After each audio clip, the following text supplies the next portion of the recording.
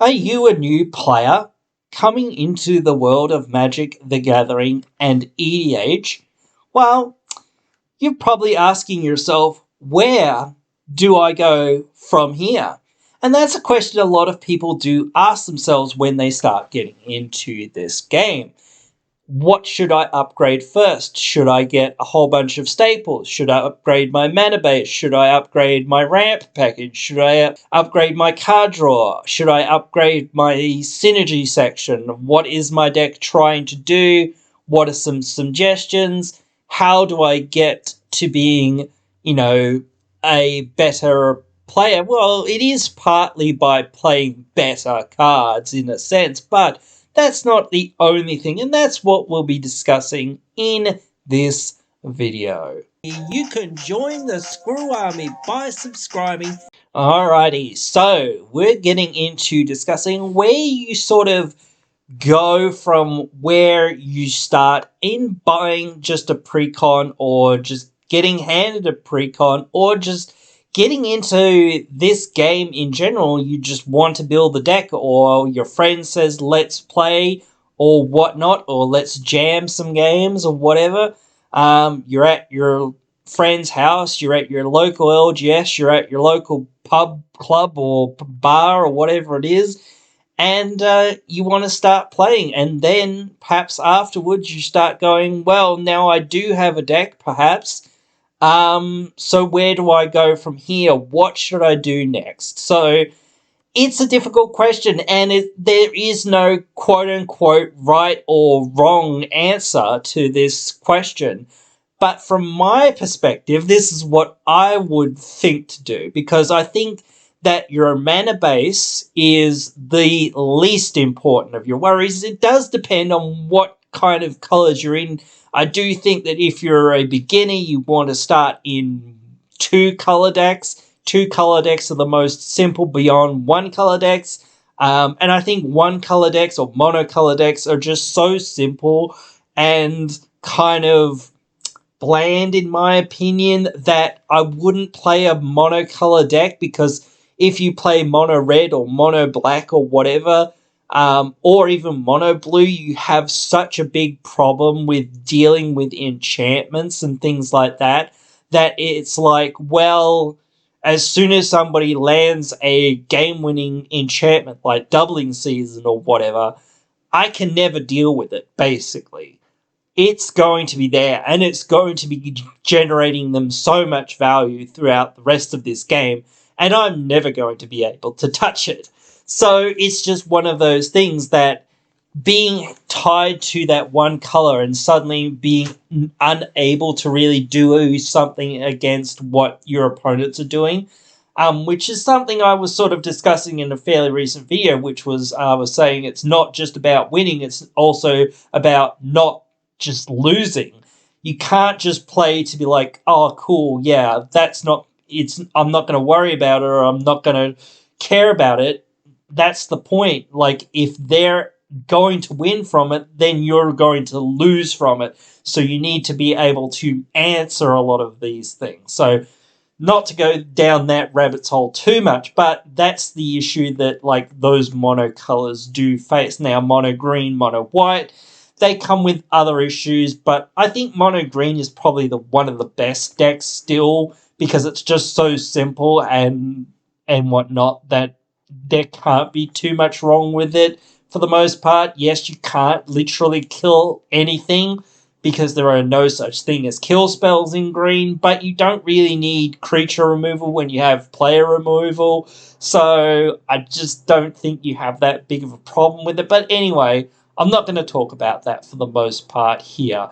We're going to be more focusing in on where you go. And again, not to say that this is 1000% the right way to go about, upgrading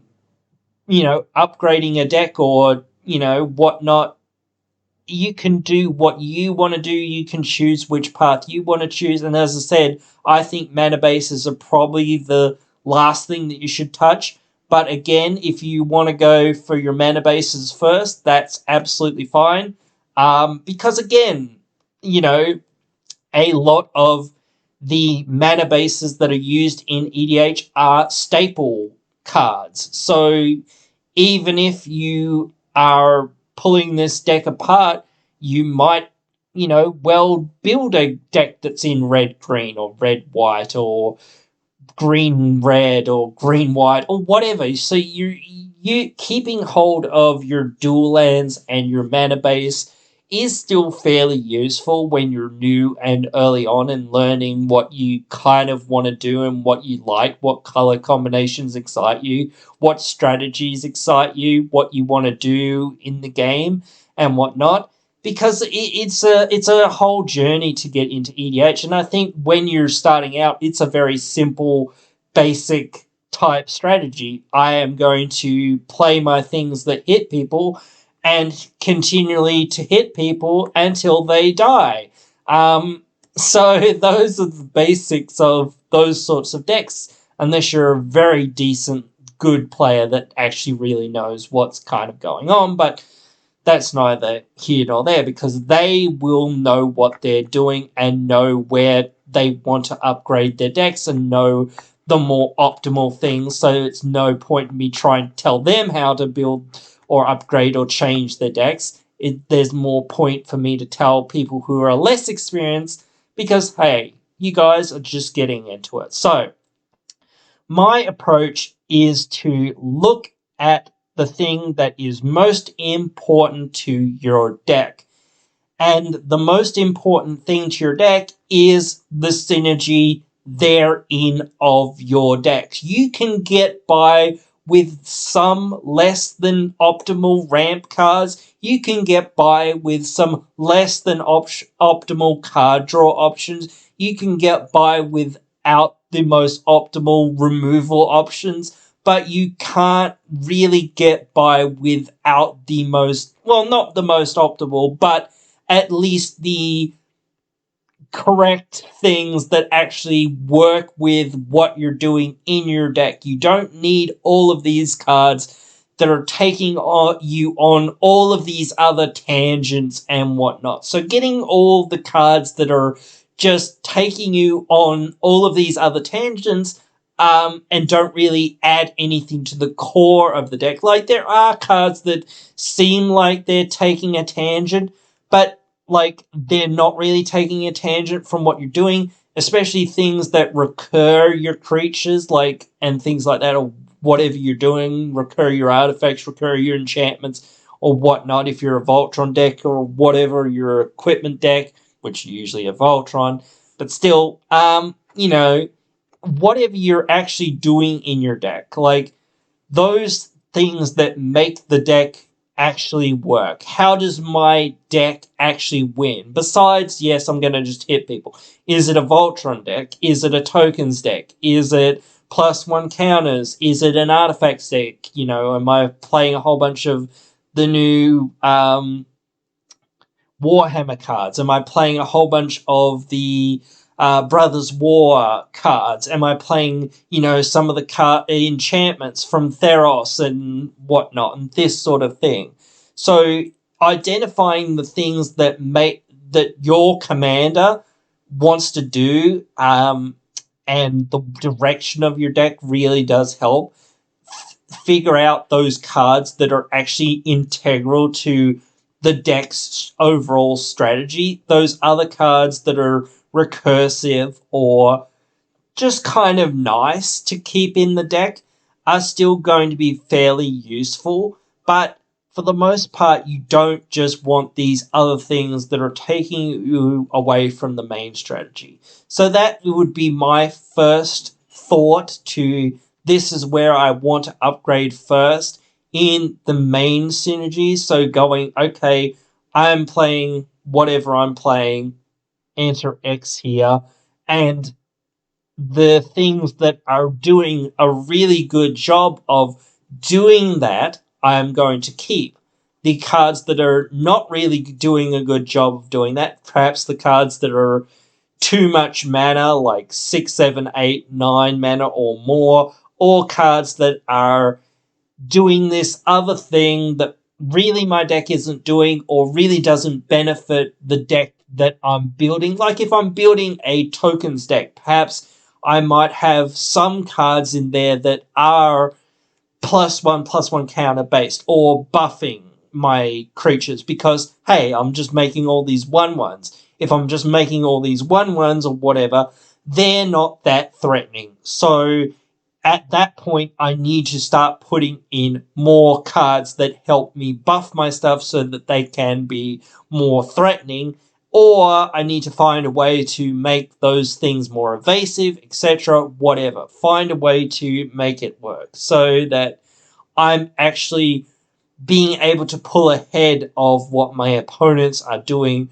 or change the game state for myself so that, hey, well, it doesn't matter what happens at this point because, hey, I've got this thing that says, hey, my creatures don't die in combat. So even if my opponents block and were to block very well, it just doesn't matter because my stuff doesn't die. So that means that even if my stuff is small and somewhat less effective because they've got all these 4/4s, 5/5s, whatever it is, 3/3s even, and I've just got a whole bunch of 1/1s or even just 2/2s. They've got a whole bunch of 2/2s and I've just got these 1/1s. Well, at least my stuff didn't die. At least my stuff's still sitting here. Oh, and plus, what's that? I've got vigilance. So, hey, I can still block.